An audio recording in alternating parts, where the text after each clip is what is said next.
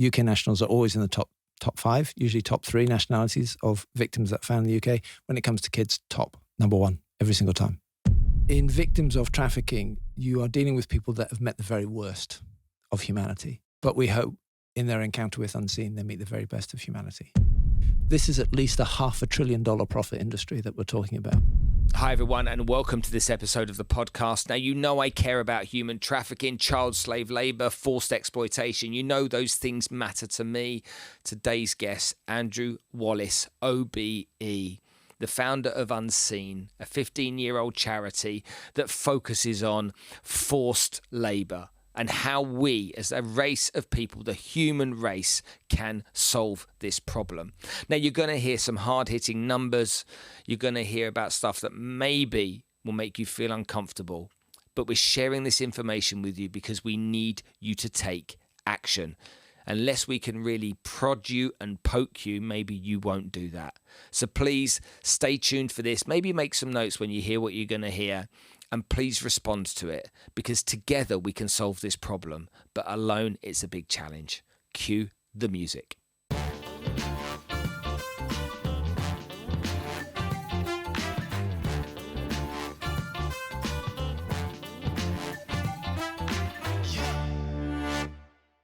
Megaverse, the digital frontier of tomorrow. Megaverse stands at the cutting-edge intersection of technology and imagination.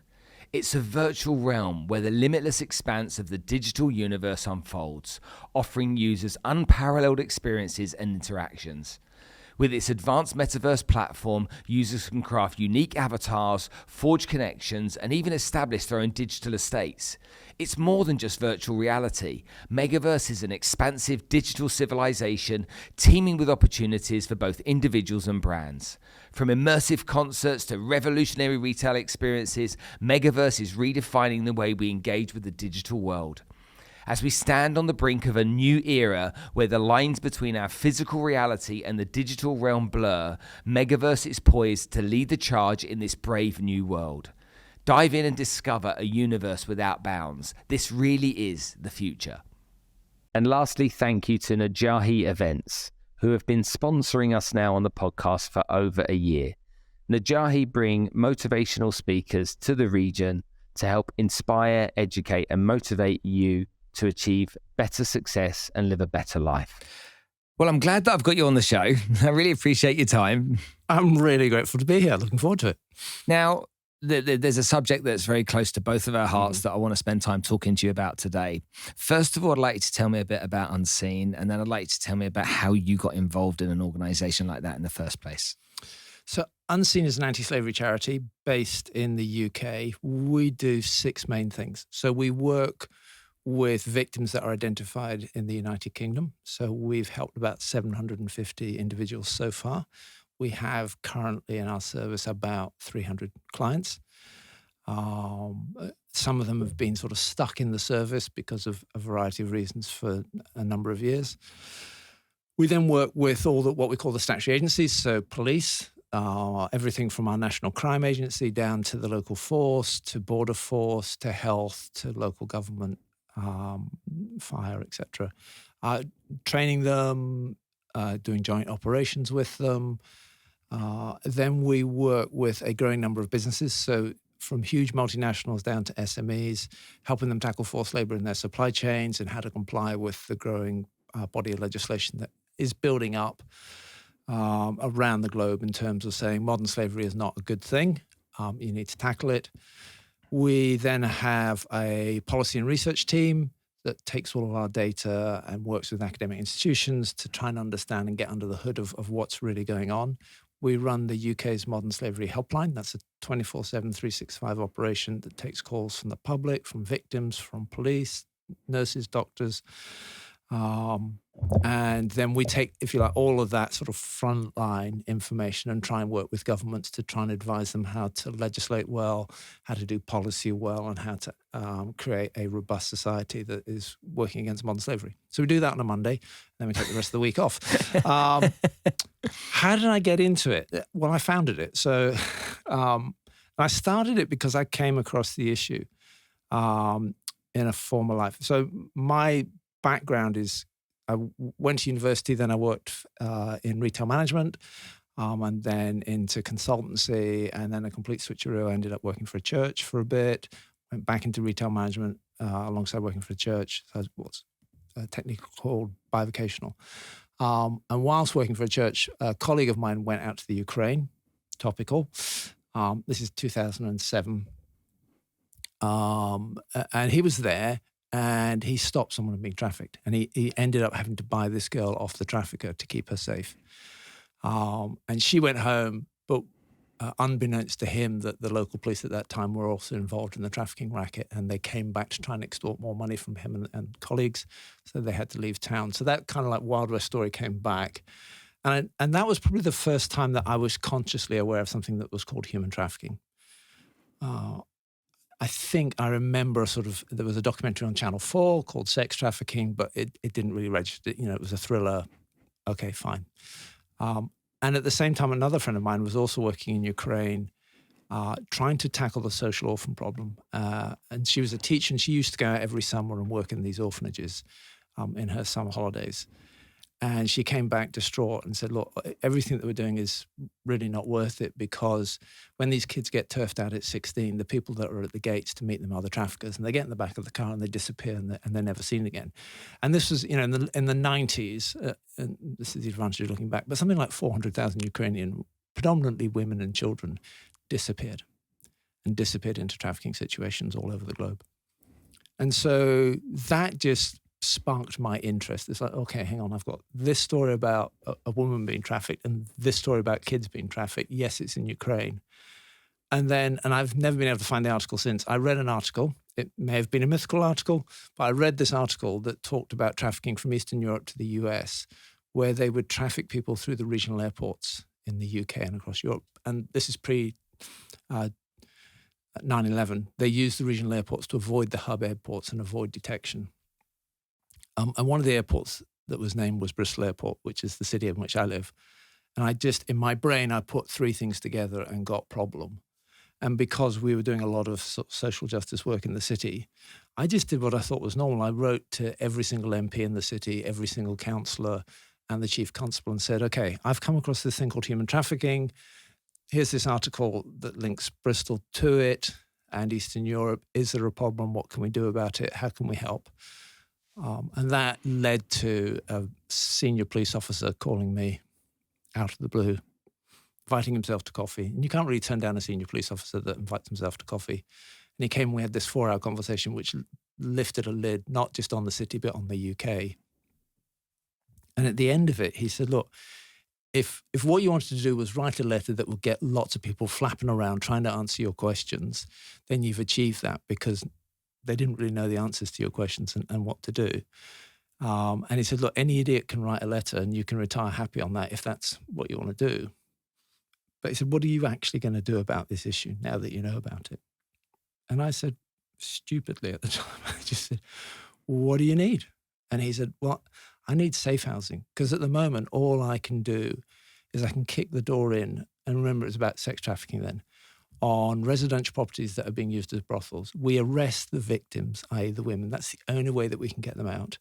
We stick them in a hotel and B&B overnight to try and keep them safe, but they disappear overnight. And we know they go straight back to their traffickers in another part of the country. The trail goes cold. I can't, as a police officer, get the bad guys, and I feel awful that these women are just continually exploited. So I need somewhere where they are safe and where they're helped and they're supported. And without thinking, I said, okay, I'll do that on one condition. You're my first trustee. And he agreed. So that was literally how Unseen started. And then this friend of mine, Kate, who was this teacher, shortly after came and said, look, I'm done with teaching. I'm really cut up about this issue of kids being trafficked. I want to do something about it. And I said, okay, well, look, we're starting this thing. Do you want to do it with us? And so that's how it started. And I really didn't know what trafficking was to any extent. I had no idea what a safe house was. All I knew was there was something within me that just said, this is wrong. At every single level, this is wrong. And I need to do something about it. Wow.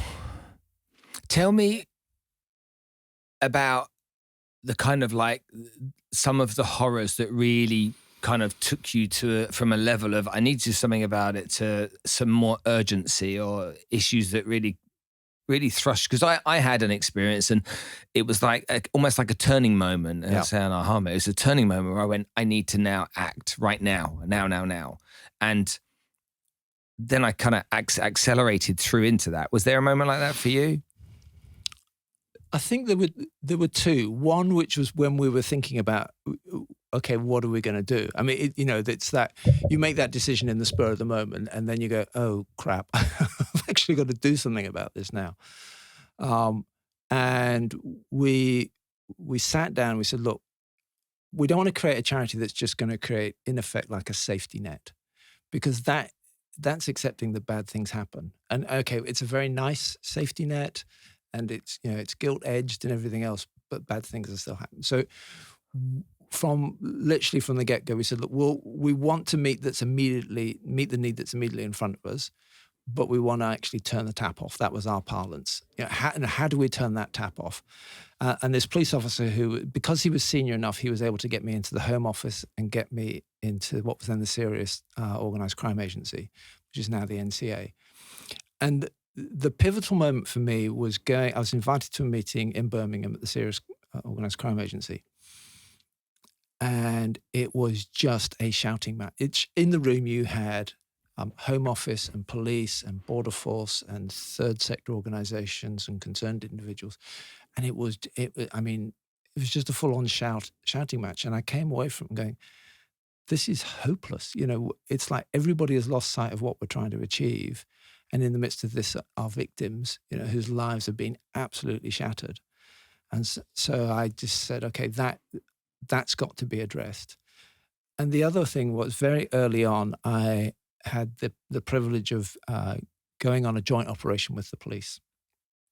And it was a raid in Cambridgeshire, and they were raiding a farm where they knew there was forced labour exploitation taking place. And they wanted people from NGOs to be on there to work with the victims when they were found, to reassure them that they weren't in trouble, that they were going to be safe and everything else. So, I mean, I don't know why these raids are always at unearthly hours. 5 a.m. in the morning, bleary-eyed, the raid takes place. We're in the reception centre. And they pulled dozens of people off the field and brought them back to this reception centre. And it is, it's feeding them, it's coffee, it's just sitting with them, reassuring them, often through interpreters, you're okay and everything else. And the police at the same time, simultaneously, they'd arrested all of the exploiters. And what was happening was these people were under the control of a gangmaster. They were forced to work on the farm. The farmer was oblivious to the exploitation that was taking place. So he was paying them legitimately through the backs. He was paying all the taxes and everything else.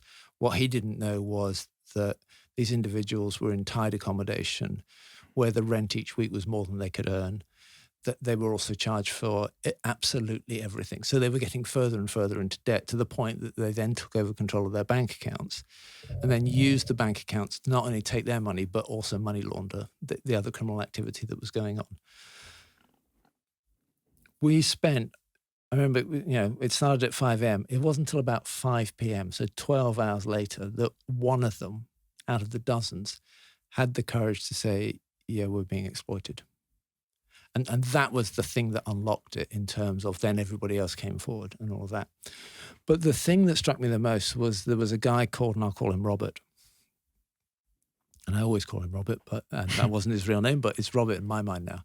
He was 6'6", and he was built like a brick house. I mean, I used to play rugby. I would not want to be on the same pitch as him, because he would have hurt me when I got tackled. It doesn't matter where he's at. And yet he was petrified. And I thought, what is it that happens to somebody that, with that physique, that is petrified? And he was petrified for his family at home, that the traffickers would go after them.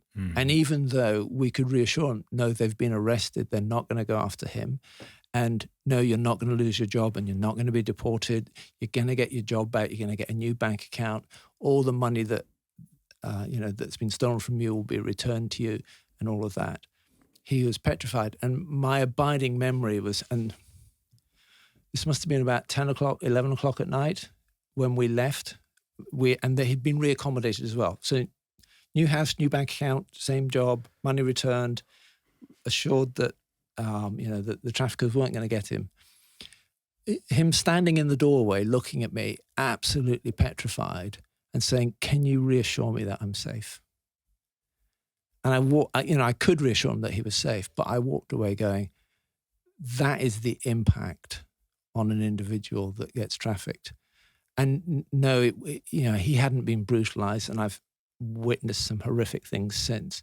He hadn't been brutalized, but at that psychological level, he'd been broken, and he was absolutely shattered, and he was in fear for his life and his family's life. The decisions that these people make that takes them down this road obviously come from a desperate place to start with. When we look at trafficking within the UK, what nationalities are predominantly trafficked here? Currently, according to the NRM statistics, Albanians, Romanians, Vietnamese, Chinese, and Brits. Those are your top 5. Albanians, Romanians, Vietnamese, Chinese, and Brits. Yeah. But we find every year approximately 100 plus different nationalities in the UK that have been trafficked. I'm sure. You said Brits? Yeah. What do you mean by that? As in UK nationals, as in living in this country, but in situations of modern slavery. Okay, explain that to us. So, because people in the UAE, where I'm from and the podcast is listened to, won't understand that people in their own country are trafficked. And so it will be the same in the UAE as well. It's the same in every single country. So when I paint a picture of the UK, you can transpose it into every single country. So this is UK nationals that are forced into either forced labor, sexual exploitation, domestic servitude, forced criminality, and wider. We haven't seen UK nationals yet on this, but I'm sure it is happening. Organ trafficking. So look, let me break it down. When I talk about modern slavery, it's not a legal term. It's an overarching term that the UK came up with the Modern Slavery Act. But the way to understand it is modern slavery is it's an illicit commodity trade. And your commodity is a human being.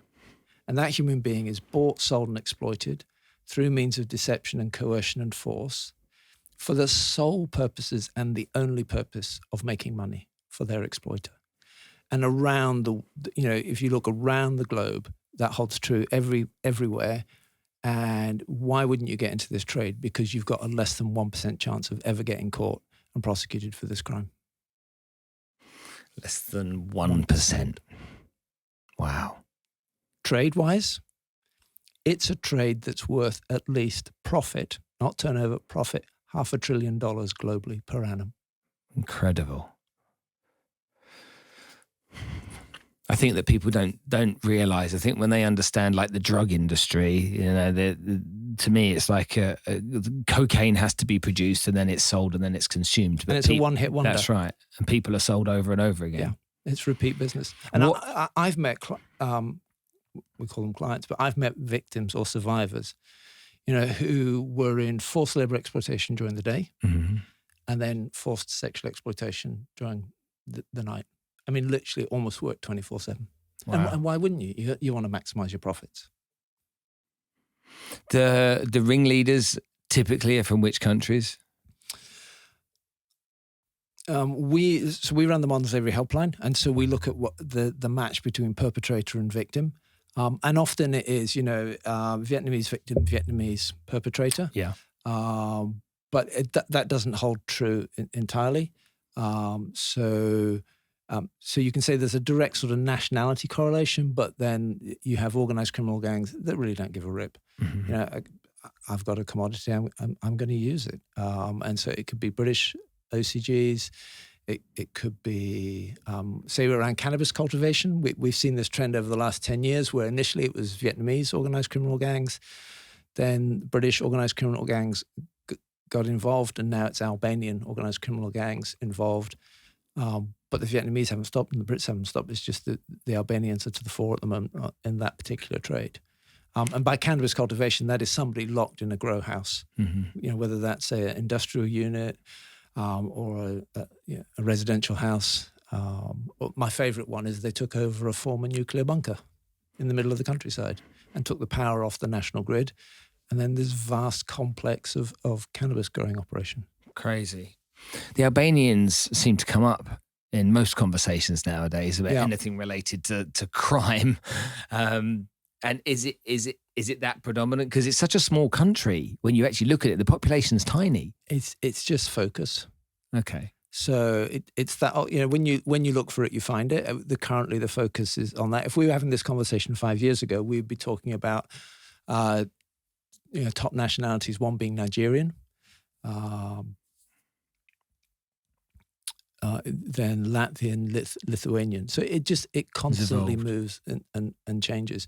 Last year, 2022, we just published our annual assessment from the helpline, and we've suddenly seen a massive spike in Indian nationals and African nationals from East Africa, so Kenya, Uganda, Tanzania, Ethiopia, coming up into the UK, into the care sector. And so for your listeners in the Gulf states, there's a massive flow of people from East Africa to the Gulf states. It often then get caught up in issues of domestic servitude and forced labor. So it doesn't really mind where you come from. It's, are you vulnerable enough so that we can exploit you and go after you? I interviewed somebody from Homeland Security in the States, and they said that in the United States every year 500,000 young people go missing. 75% of them are from the foster care system, but they go missing, never to be found again. And when I was given that number, that really it really scared me. And I'm like, what do you mean? What, 500,000 children go missing? And they're like, yeah, and never found. And I think that, if you're listening to this or watching this right now, understanding that number on its own in a country that's regarded as being the wealthiest country or one of the wealthiest countries, the first world, blah, blah, blah, that taking place at that greater number, God only knows what happens. Organ harvesting is big in China. Organ harvesting is big in Egypt as well. And so you see these large numbers of people that are going through that process. What are the numbers here in the UK? Give me some data around how much of this is taking place. What does it mean? So the Global Slavery Index, which is produced by an organization called Walk Free in conjunction with the ILO, the International Labour Organization, they just published figures 2 weeks ago. And they said at any one time in the UK, and whenever we talk figures as well, what you're trying to quantify is something that is a hidden crime. So I think the numbers are always conservative, so they're always going to be north of whatever those figures are, but the figures are really scary. So in the UK, we're talking about 122,000 people at any one time held in situations of modern slavery. The Home Office calculated, and this was nearly 10 years ago, so I've upped it for inflation. It costs the UK PLC, for every victim that we find or are aware of, circa £400,000. So you can do the maths. So this is costing every year the UK 40 to 45 billion pounds. That's the cost. Okay, for the sake of everybody, let's just go through those numbers again. So I want everyone to really understand it. Do that again. So 100 at any one time in the UK, Walk Free now estimate there are at least 122,000 victims. At any one time in the UK today. As today. Right.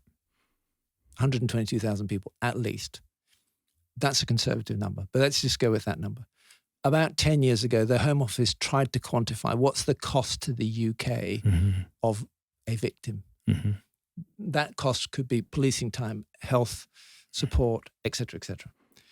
They said it is circa £400,000 per victim. 400,000 times 122,000 gives you somewhere £45 billion per year. That's a lot of hospitals. It's a lot of money. Yeah. Which is why, if that's true for the UK, I gave you that earlier figure of saying this is at least a $500 billion profit industry that we're talking about. And last year, collectively around the globe, we spent about $380 million fighting this crime. So it's an unfair fight on every single level. And that's before you get into individuals whose lives have been absolutely shattered by this. I'm one of these people that believes in kindness. And I believe that most people are kind. And I truly believe that if everybody was just to spend time being kind to one person. So that could be an old lady, a widow that sits on her own in a residential flat that doesn't really have much company, that you go and visit once a week and you have a cup of tea with her and you take her some biscuits and just chat to her for an hour or so. I do it with the guy that's homeless, that's always in the same alleyway, that's always trying to look for a bit of extra cash, and I just go and be kind to him. If we were all to do that, the world would be a much, much, much better place. For a number of reasons. And one of them with regards to trafficking is I think that we'd know much more and people would have the courage to talk. And the reason I say that is in my documentary, Lena from Bulgaria, when she was trafficked from Bulgaria to Amsterdam, she didn't trust the Bulgarian police. She goes to Amsterdam. Police is police. So she doesn't talk because the Dutch police she doesn't trust because of her own experience in Bulgaria. And so because of that, she doesn't go to the police. It took somebody else to take her to the police to get the kind of wheels in motion and the alarm bells ringing. Yeah. People are living in fear. Yeah. And that fear is threats to family and everything else that goes with it. Do you sometimes feel with the organization that you have that it's just too big? That's a great question. Yeah. But that doesn't mean it's not possible to deal with it. And so I'm a huge believer in dealing with what is immediately in front of you, that act of kindness. And I think, let me sort of stretch that point out further, because if you're a victim of this crime, you've lost your voice, whether that's through fear or intimidation, or fear of the police. You have no voice. So actually you need people to be kind, to be eyes and ears for you and to speak up for you. And that's part of the motivation for the helpline why we set the helpline up was so that members of the public could go, you know, I meet that person that's begging down my street and I give them a coffee and everything else. And then just once I just stayed and watched, and that person, another person came up and took all their money and they seemed to hand it over willingly and then gave them a kick and then they carried on begging and everything. That doesn't seem right. And we would say, well, call that in. You know, you've seen something, say something, because you might have just witnessed what we would now term modern slavery. Or you're at work and you're around the water cooler and there's somebody there that it's almost like the absence of normal. You know, what did you do at the weekend? Nothing. Or what did you do last night? Nothing.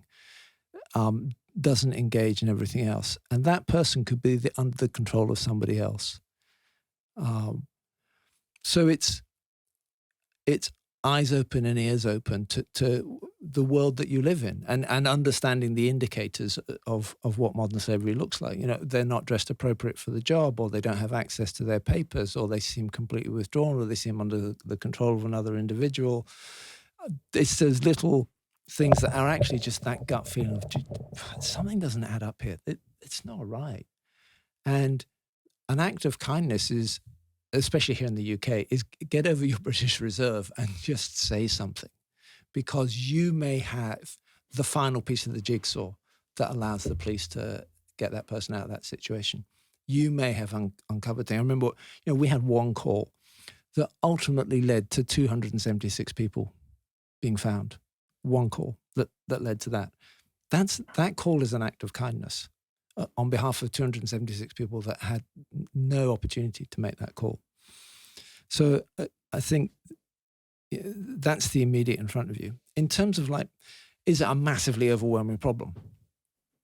Well, world leaders came together and said, look, we're going to create these things called the Social Development Goals, the SDGs.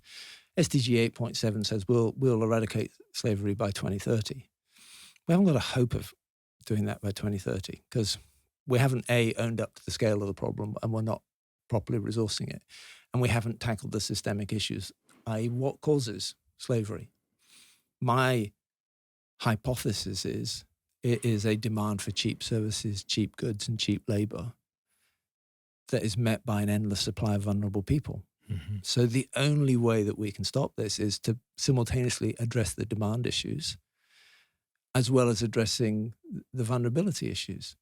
And, everyone's talking about climate at the moment, and climate, scares my kids and it scares me, but it scares me because even if we hit our 1.5 degree target of global warming, which we're not, that means about a third of the world's population is going to move. Mm-hmm. So we're just creating vulnerability. Mass movement of people just creates vulnerability. Whenever there's a natural disaster or there's a war or there's a conflict or whatever, do you know the first people on the scene? Traffickers. Every single time. They go, because we've got vulnerable people and we can pull them in. And why are they doing that? Because it's just so profitable. But can we do it? Yeah, absolutely. I mean, it absolutely drives me. The mission statement of Unseen is to put ourselves out of business. So whenever anyone joins Unseen, I say, you've just made a really wise career move because we're trying to kill the business. And yet we're here 15 years, we're dealing with more every single day. But we have to have that mindset that we can do this. And we want to do it with everybody. And it's about this whole society response. It's saying to politicians, you've got your bit to do. It's saying to policing, you've got your bit to do. To businesses, you've got your bit to do. To the third sector, you've got your bit to do. And to victims, educate us and lead and help and support us so that we know how to deal with this, because they know what's happened to them. And, I've not met a survivor that ultimately doesn't want it to happen to anybody else. What happened to me was so horrific. I want to, either tell you what's happened, where I came from, how I was recruited, how I was deceived, the story that you gave of that deception of a boyfriend, but then sold into sex trafficking. I don't want another girl to go through that. So I want to give her the knowledge of these are the things to look out for. This is how you take care and keep yourself safe. Or I want to say to the consumer, if you eat food and you wear clothes and you use consumer electronics, without trying, you're probably connected to 40 or 60 slaves in the world who made those goods for you. Is that how you want to consume? I don't think so. Do you think though that people are that far removed? I mean, we've seen the kids digging for cobalt on various videos out there, and do you think that, as much as it's shocking when people see that, do you think that most people, it's so far removed from a world they know that, and it's easier not to think about it than it is to think about it? Which is why, and it was interesting your face when I said, UK nationals are caught up in this as well. And, if we split it adults and kids, adults are always in the top, UK nationals are always in the top 5, usually top 3 nationalities of victims that are found in the UK. When it comes to kids, top number 1 every single time. And that can be through what we call county lines, so forced drug running. It can be through sexual exploitation, forced labor, domestic servitude. This is UK kids. And I think that's the thing that in the UK stops people in their track. They go, oh, hang on, I thought this was a problem over there or a problem that came here. I said, no, yes, it is all of that, but it's also UK nationals. And like you said, in America, 500,000 US kids go missing every year. 75% never get found. Well, that's every year. And the numbers don't go down. And so you have to say it's a problem that is global and local. Do British kids get sent overseas as well? Yeah, there are examples of that as well.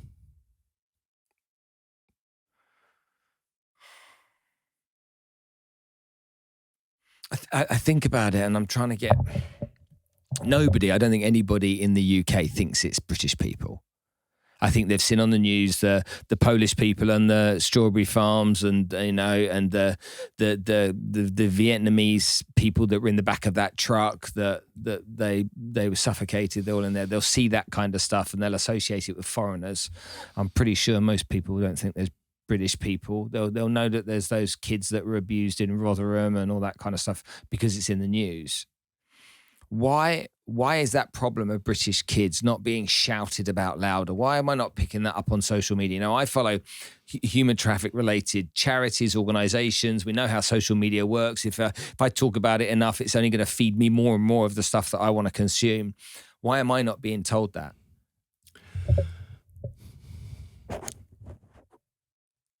I think two reasons. One is we don't talk about it enough. So, and is it a combination of compassion fatigue and it's just too awful, I don't want to think about it, and I don't want to deal with It's it. interesting you say that, because I've Yeah. had some people with my podcast have said to me over the years, Spence, the subject's too depressing. Yeah. And I'm like, but it's real. It's real, and there are some big wins as well. So then maybe that's the bit we miss. Yeah. We don't champion the successes Yeah. in a big enough way to encourage us all to create those successes, maybe. Yeah. But it's also how we define success. So, I have an incredible privilege that I get to meet survivors. Mhm. And not many people do. And I think the reason that not many people do is that for lots of them, they don't want to be defined as that. That, they don't want to be defined as a victim or a survivor, or, I was a slave, or I was trafficked. They just want to be defined as you and I would define ourselves. What's your name, what you do, and everything else. So I think there's an unwillingness on behalf of some survivors to share their stories. But I meet them, and my colleagues in my frontline team work with them every single day. These are incredible people because they've got the resilience to survive. The absolute worst. And my former chair of trustees used to say, in victims of trafficking, you are dealing with people that have met the very worst of humanity. But we hope in their encounter with Unseen, they meet the very best of humanity. And that there's a transformation that takes place as a result of that. And we talk about taking people from being a victim to being somebody that is resilient and able to move on with their lives. They may walk with a limp for the rest of their lives because of what has happened to them, but they're resilient. And some of the survivors that I know are incredibly resilient, incredibly powerful, and are now starting to lead organizations combating trafficking. They've got real skin in the game in terms of these are the things that need to happen. But look, go back to 15 years ago when I started Unseen. This was nowhere in the media. There was no coverage. I mean, if you think it's sporadic now, it was a desert back then. And now it is frequently in the news. And I think it's a bit sort of Chinese water torture. It's drip, drip, drip. And I think more and more people are beginning to understand it. And, if we were to go out on the high street and do a vox pop and say, okay, tell me what you think modern slavery is. Yeah, you get a few wacky answers and a few cocky answers. But actually most people will go, yeah, it's the exploitation of people around that. Now that societal shift does just take time. In the UK, we've had the Modern Slavery Act in 2015, and I played an intimate part in that. So I chaired the report that was the catalyst for that legislation to come through. We published the report in March 13. May 13, I was in the Cabinet office with the Cabinet, and they're going, right, we're going to do an act based on this report.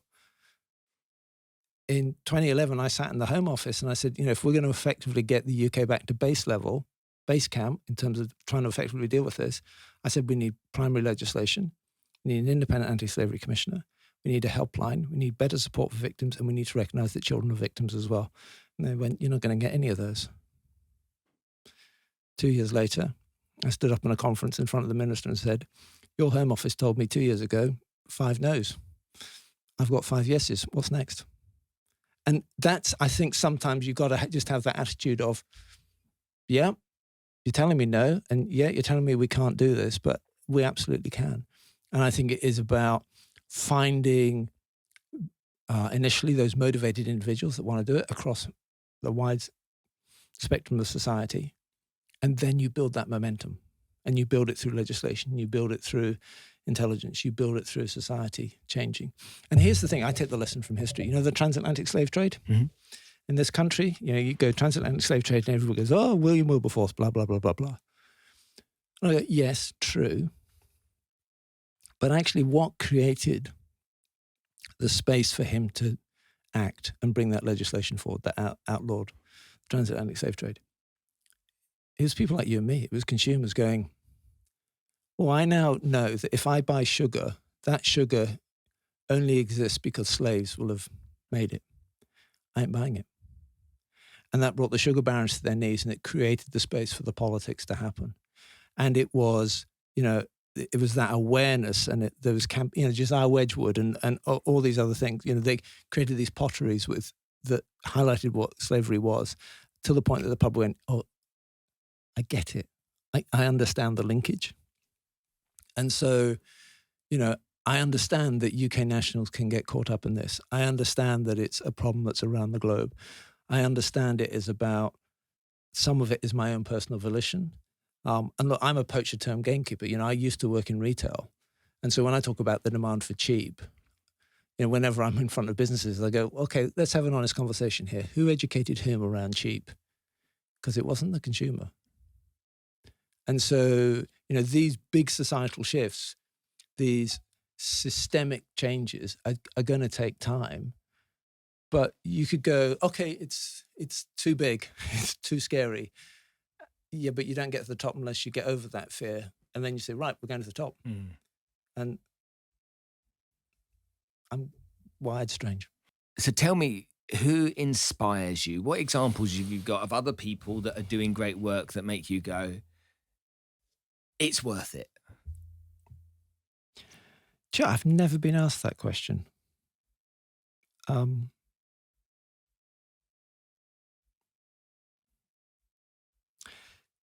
Two people. One is a Jewish rabbi, revered by the three monotheistic faiths, Jesus of Nazareth. In terms of, and I by accident, I ended up studying theology at university, and I only did it because I muffed up my A-levels and I couldn't be asked to reset my A-level. I just said, right, I'll go on clearing, and ended up doing a different degree and then switched to theology and had a whale of a time. Loved it. But what captivated me was a Catholic priest called Oscar Romero, who was a bishop in El Salvador in the 70s and 80s. And he stood up to the Contras and everything that was going on at that time. And he said this, and he preached this in El Salvador Cathedral, and he said, whenever I feed the poor and I take care of the homeless and I look after, society's ills and the destitute, he said, you, the congregation, and wider the government, you praise me. But if I ask why, then you want to kill me. And he was assassinated by the government for asking why. And I find that incredibly jolting that can happen. But I did this course called Religion, Society and Politics, and looked at the way that those that had faith interpreted it in trying to improve the world in which they lived. And they didn't see it about their personal advancement. They saw it about, actually, we have a responsibility to bring justice and bring social justice. And so people like Desmond Tutu, Nelson Mandela, Oscar Romero, and others are my heroes in terms of looking at the world around them and going, that's not right, and there is something I can do. I can give coffee to the homeless person. But what captivates me is asking the why. And to bring it back to Jesus of Nazareth, I think I just see someone there that encapsulated what it means to be about social justice, that was prepared to speak up to the authorities to the point that he got killed, who was prepared to there's a shocking story where he has this encounter with someone with leprosy, and we don't understand that just how shocking that was to a first century individual reading that story, because he was someone that was completely unclean, completely ostracized from society, that you would have not just crossed the road, you'd have gone right around the outskirts of the town to avoid. And yet you have someone that's prepared to cross the road and take hold of the hand of something like that and restore them in a society where being ostracized meant, absolute devastation for that individual. Those are the, and so when I see people that are prepared to do that, those are my heroes, and most of them are unsung and aren't met. I'm not going like, I've got my sporting heroes. I love Liverpool Football Club, even though I was born in Leeds, and there's those, but actually it's those people that want to change the world, and often they do it without drawing attention to themselves, and that I find captivating. Talk to me about what a trafficker looks like and how you would spot one. Oh, sorry, I lost that again.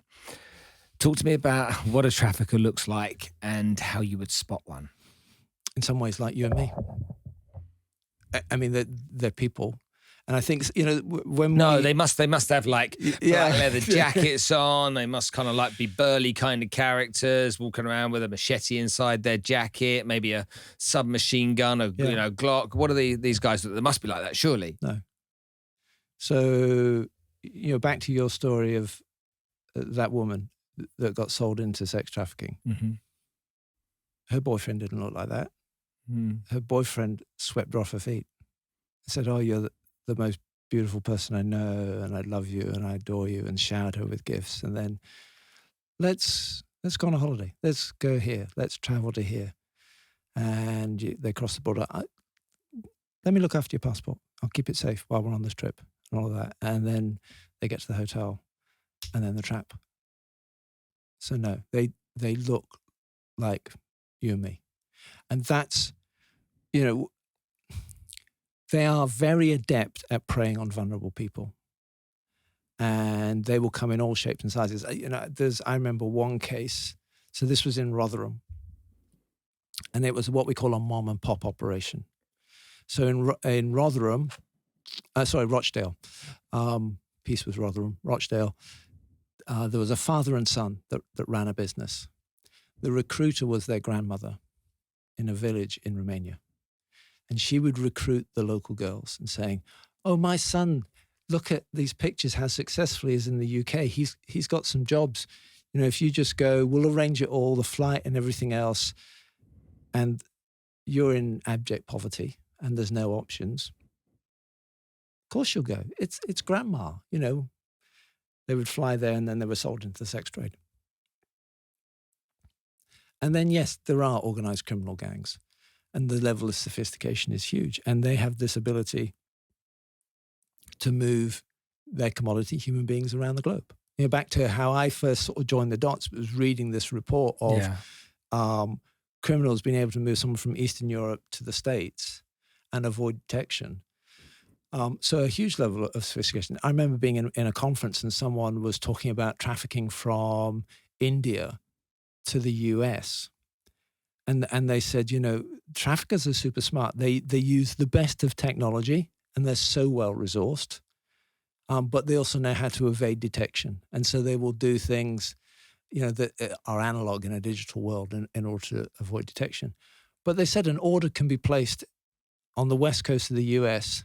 I want a woman, these measurements, these characteristics, and they literally have holding pens in India, and they can move. And it's almost like DHL. In 24 hours, that woman is in sexual exploitation in the US. It's that level of organized criminality that's going on, and all points in between.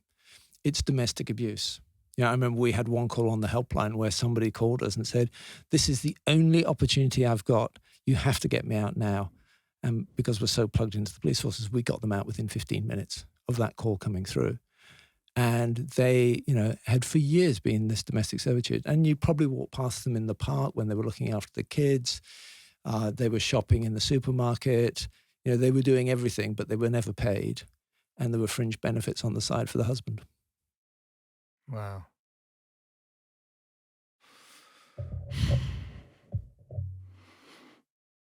There's hope, but it's almost like I'm scared. I'm scared because I wanted to make this documentary because I wanted to bring people's attention to it, and at every opportunity I get, I talk about it. And I've been able to get Maria on stages at the conferences in Las Vegas, to Nas Daly's stuff in Dubai, where she can share this story and tell people how these kids have suffered and what she's done to help. But I want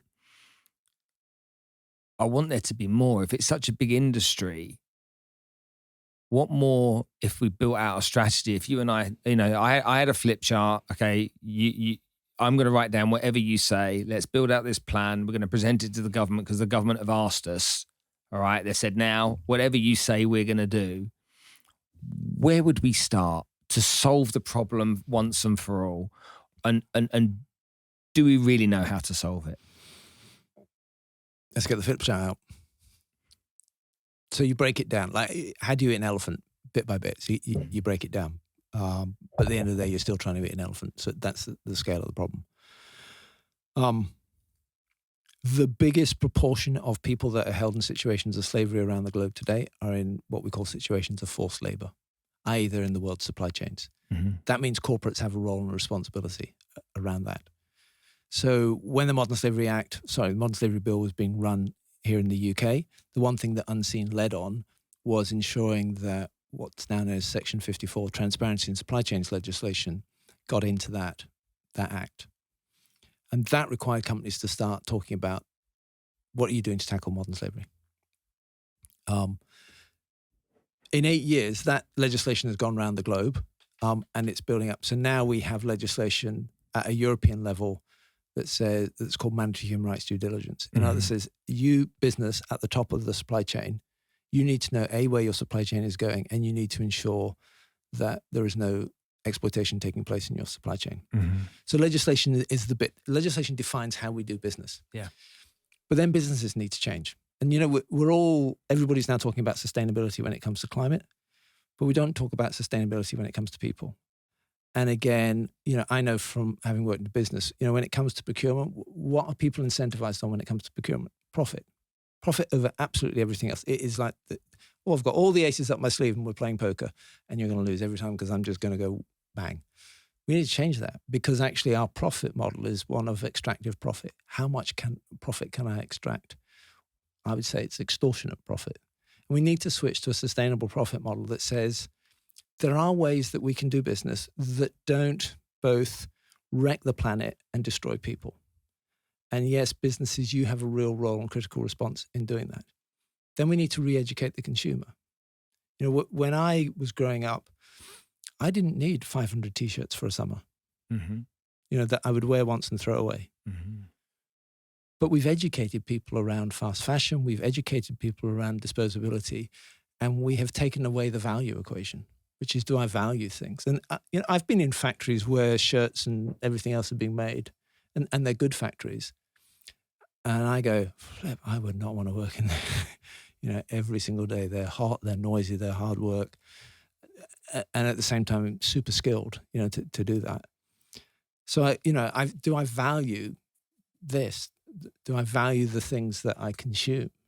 And that's what I mean. It's like going, we were talking earlier about going up Everest. It's going, okay, that's Everest. How do we chunk it up? How are we going to go up there? Where's base camp? Where's camp 1, camp 2, camp 3, camp 4, and then we go for the summit. So that's that. We have to address the fact that there's a demand for this. We have to confront people with, if you want to consume like this, if you want cheap labor, if you want cheap goods, if you want cheap services, there's a cost in all of this. And we need to build a different model which says, we can do business and not screw people and not screw planet. We need to talk about drugs. In the UK, most kids that are caught in modern slavery now are being forced to run drugs. Is our policy on drugs working? The war on drugs? Well, we're losing.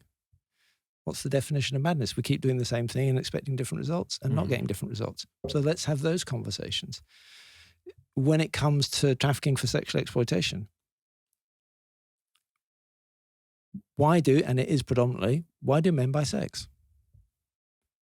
How are we educating men?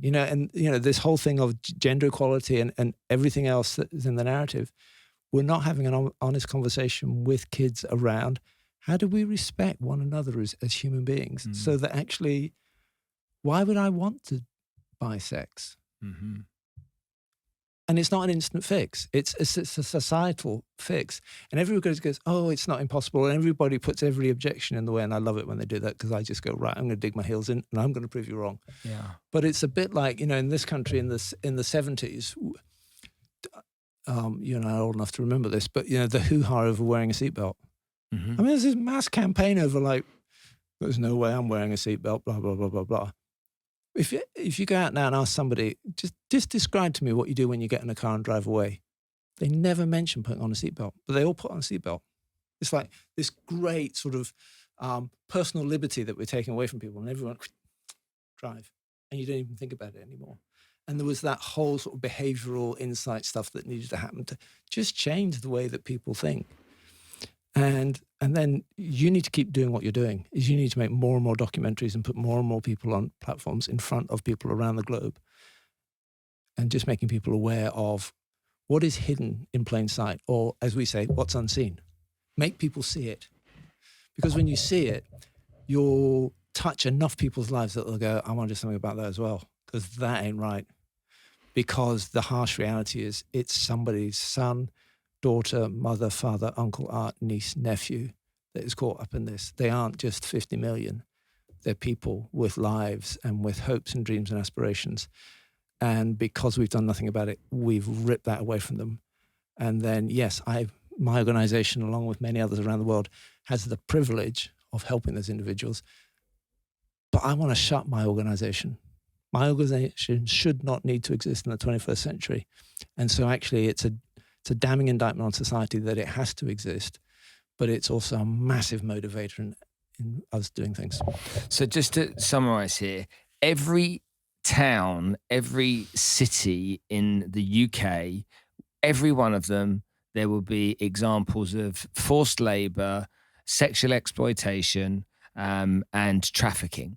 In every town. So whether you're in London as we are right now, if you're in Coventry, Nuneaton, Truro, Land's End, Penzance, if you're in Edinburgh, if you're in Scarborough, it's taking place. Yep. Under your nose. So every one of you that's listening right now, under your nose, it's taking place. That's the first thing you've got to be aware of. You've got to understand it's taking place, and not to hide away from anything that can lead you to learn more about it. Yeah. There are stories of people that have been through unimaginable experiences, but come out the other side, okay, and found hope and found faith because of it. You could help them. Yeah. And I believe it's a people movement thing. Yeah. Okay. Unseen as a charity has been going for how long? 15 years. 15 years. How many people have you got helping you? We have about 100 staff. Mm-hmm. And, we're one of the bigger organizations. If everyone went out today and that's listening to this podcast and put $50 into your charity, let's say that's 10,000 people that will listen to this, $50, what could you do with that money? It'd be transformative. Transformative? Yeah. What would you do with it? Explain so that this audience can understand. What difference would it make? How many lives could you save? So our big push is this, which is how do we prevent this in the first place? Because I don't want to open any more safe houses. I don't want to deal with any more people in our outreach services, because that's admitting failure. And it's important. So now I want to understand in detail what's happened. I want to get to the data so that I can talk with government and say, when, Scunthorpe, I want to be able to talk to Scunthorpe Police and the government and local MPs and say, because of the data we've got from the helpline and because we understand from what victims have told us, if you're going to go and look anywhere, these are your top priority places to go and look. Go and look there. Go and find those places. I want to then work really well with those victims that have been found, support them really well, despite all the rhetoric that's going on in my country at the moment, because I know that they're more likely to engage with the police and give them the information. They're more likely to go forward in the criminal justice system, which is slow and ponderous at this country at the best of times, but support them every single step of the way so that we then lock up the bad people. I want to train the judiciary so that they use the full weight of the law. Under the Modern Slavery Act, we said this is such a monstrous crime that the tariff is all the way up to life. I want to see traffickers put away for life because that's a deterrent. I want to see the other provisions that we put in the Act and train police to do financial investigations from the get-go so that they seize all of the assets. And that money is then put back into the fight against trafficking, but it's also used to compensate victims so that they've got an even better chance of remaining resilient. And it is about, for me at the moment, it's about data so that we can talk authentically and we can target limited resources, because it's always going to be limited, to the most effect for the greatest disruption, and so that we're prosecuting. We're prosecuting the crime. And I also want to be able to, make more people aware of what's going on.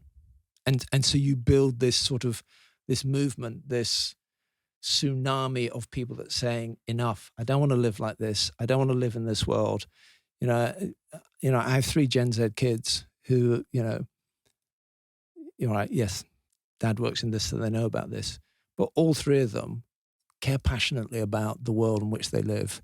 And they don't want to live in a world where slavery happens. They don't want to live in a world where the environment is absolutely wrecked. And, the interplay between those two, is now inextricable. And it is. Look, the way that we tackle slavery is a whole of society response. And it's like gearing up that wheel that it spins faster and faster and faster, and it creates a vortex and it sucks more people in that go, no, we're not having this. And, I want people to write to their MPs and go, what are you doing? We need better, and we need better laws. We need more support, not less support for victims. Wherever you are in the world, write to your politicians and say, this is not the world we want to live in. What are you doing? What are your party doing? What's your government doing around this? And just create that volume of noise so that politicians, who are usually deaf most of the time, suddenly go, okay, I get it. Mm-hmm. I've got to do something about this now. But I need consumers to say to the businesses that they consume from, can you tell me what you're doing to tackle modern slavery? How do you ensure decent work occurs all the way down the supply chain? Can you tell me, are you paying a contextualized living wage all the way down the supply chain? Mm-hmm.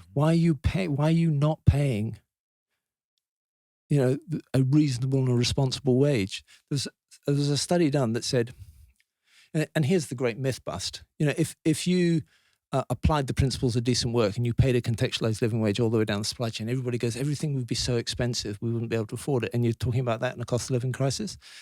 And they did a study, and it put 20 cents on the price of a pair of jeans to do the right thing. 20 cents. 20 cents. That's nothing. Mm. What's more exciting is what happens on the ground. So this was an apparel, the apparel industry. This is in Bangladesh. Suddenly, because you're paying the women, and it is predominantly women, a living wage, guess what? Their kids can go to school for longer. We know education, especially for girls, and especially in that part of the world, is the absolute key for them remaining resilient, not vulnerable, and for economic uplift. And so it's like, well, hang on, why are we doing this? This is like win, win, win, win, win. And as a business, you can absorb 20 cents. And as a consumer, we can absorb 20 cents. So why don't we do it? It's like the conspiracy of lethargy. And actually, we need a conspiracy of action that actually drives transformative change. I have a story to share with you. I like stories. When I was a financial advisor many years ago in Amsterdam, I had a client of mine. His name was Eugene Ubalajuro. And Eugene was from Rwanda originally. He worked for Heineken as a marketing manager. He's now very high up in that organization in the United States. Last summer, I went to Rwanda to go and build a playground in a school with an organization that does that kind of stuff. And I reached out to Eugene. I said, Eugene, I am going to your motherland. All right. Tell me what I need to do when I go there. He said, my wife, Pascal, you need to reach out to her sister, sorry. So anyway, I go to Rwanda, I go to the Genocide Museum, I learn all about the genocide and the horrors, 1 million people killed in 100 days. And I get hold of Eugene's wife, Pascal's sister. Anyway, 2 hours away from the capital, we drive up into the hillside and we find her there. Now, Eugene is black, Pascal is white, Pascal's sister is white. We're in the middle of nowhere And we move up onto this. Essentially, I describe it as a bit of a plantation-looking house on this hillside. And Eugene's wife's sister's there to greet us. We go there. I'm like, what are you doing out here? Like, we're in the middle of nowhere. She said, we'll have a business here. We do embroidery up here. I'm like, tell me more. So she shows me around at this embroidery, and there's wash bags and hotel stuff, tourist stuff in the nice hotels that these embroidered the gorillas and all that kind of stuff from. Very nice done. And I'm, wow, this is all tourist stuff. She said, no, these ladies that all work here all do the embroidery for Chanel and Dior. All of the embroidery is done here at this house for all of the leather goods. And so we produce all of the embroidery and we send it to Paris. And I'm like, how did that happen? She said, well, I'm from the fashion industry in Paris, and I moved here 20 years ago for 6 months because I thought there was an opportunity to give this village an opportunity to grow and evolve. And she stayed all those years later. Anyway, as she's showing me around the plantation house, I'm looking at pictures on the wall. And she said, come over here. Who's that? And I'm like, I don't know, who's that? She said, that's Eugene as a boy. And I'm like, why is Eugene's picture here? She said, this was his family's house. Eugene's whole family were murdered in the genocide. He was the only one left, but this is his family home before. And Eugene gave us the family home to set up the organization in. Being up there and seeing what they'd done and the great work they were doing about how this community, all of the women had jobs and they were being paid a fair wage for what they did, in that they were being treated with dignity and respect, just filled my heart, with so much joy that this was taking place up in the middle of nowhere in Rwanda. And it was such a great example that, we always think that a lot of this stuff comes from the finest places. But the finest work was being done in Rwanda once these ladies were taught how to do it. And they didn't have formal university educations, They were just given a chance. They were given some hope, and someone backed them and said, come on, we'll make this happen. Yeah. And so now all of these goods are on the high streets and the designer stores of our Selfridges and our Harrods and whatnot, all from these ladies. That gave me a lot of hope. That gave me a great example of what can be done if you take the right approach. And someone just says, you know what, let's take a chance on this. Yeah. And let's build in some positivity and some optimism. That's a great story. And it's about empowerment. And it's empowerment. That's the word. When you meet people that have been victims of modern slavery, we just need to design systems that empower them, because they've got it. And actually, what drives most modern slavery? What's the push? It's people wanting to advance themselves economically and to be able to support themselves. And it's, we have a world where the divide between the developing and the developed world isn't getting smaller, it's getting wider. Mm-hmm. And, I see businesses they strain everything to get 0.001% more of market share. And I go, there's a whole world out there where you could get an awful lot more than 0.001%. You just need to empower these people. And if we do that, then we make them resilient, because then a trafficker comes along and goes, I can get you this great job over here. And I go, why? Because I've got a great job here and I can support my family and my kids are in school and we're developing. I've got a story. Come on then, tell us your story. Let's finish it with a great story. Come on then. This is, and sometimes you meet people and it just inspires you and it just changes the way that you think and go, okay, all right, there's a model, we can do that. I just got to find people to do it. So I was at a conference actually in Qatar, and we ended up meeting, completely randomly, some investors around that, and they said, oh yeah, we were invited to go to Angola after the end of the Civil War to invest, with the sole purposes of trying to stop, the Civil War bursting back into life. Oh, okay, this is right. Fair enough. I thought it was going to be a boring story if we did this. And they said, look, we looked around the world for, what model would work around the world. And they took the kibbutz model from Israel.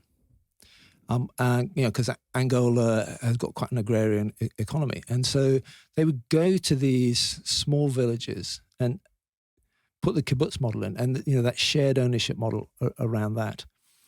And they did it in conjunction with the government. So they said, look, your job as the government is to do the bits that you can do. So you must build the road to the village where it's that, and you must make sure that electricity and everything else is flowing, and then we'll do this. And they did it, and they agreed it. And wherever they put this model, the economic growth was 15 times faster than anything else in Angola. And it stopped people fleeing to the cities because they thought that was the only place that you could create a job. It built the community there. It spurned all these other businesses around it that supported it. And it created these resilient communities that were a real buttress to them falling back into a civil war. And I just thought, that is genius. That's the things that I want to do. That's the things that I want people to do, which is a bit like your story in Rwanda, which is, where are these things that we can go around the globe where we can offer hope and we can offer choice and resilience to people, because that's how we stop it.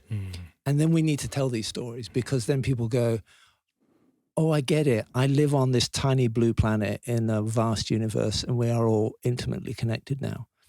And so actually it is no longer 6 degrees of separation and I can't say I didn't know. And, back to Wilberforce, and I know I was slightly disparaging of him. I'm not disparaging of him, really. But he said, look, once you know about this, once you know about modern slavery, you only have really 2 options. So if you've made it to the end of this podcast, you've only got 2 options. You either stick your head in the sand and pretend, oh, I don't know. Or you know about it, and then the awkward question is, so what are you going to do? Andrew Wallis, OBE. What a great way to finish the podcast. Thank you so much for coming to join us today. This was awesome. Thank you for having me. It's been an absolute pleasure.